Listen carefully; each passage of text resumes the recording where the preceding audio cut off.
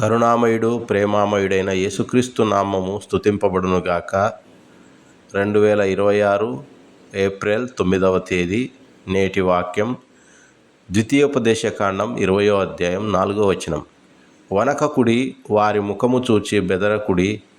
మీ కొరకు మీ శత్రువులతో యుద్ధము చేసి మిమ్మును రక్షించువాడు మీ దేవుడైన యెహోవాయే. ప్రియమైన వారలారా, మనకు ఎంతో ధైర్యాన్ని నెమ్మదిని కలగజేసే వాక్యము ఇదై ఉన్నది. యెహోవా దేవుడు మన పక్షాన మన శత్రువులతో యుద్ధము చేయువాడు కదా, యుద్ధము చేసి మనను రక్షించువాడు కనుక మనము మన శత్రువులను చూచి, వారి ముఖమును చూచి, వారి బలమును చూచి, వారి ఆయుధములను చూచి ఏమాత్రము భయపడకూడదు, బెదిరిపోకూడదు, అలాగే ఏమాత్రం వణికిపోకూడదు. కనుక దేవుడు మనల్ని ఈ దినమంతా దీవించి శత్రుభయమును లేకుండా చేసి నడిపించునుగాక. ఆమెన్.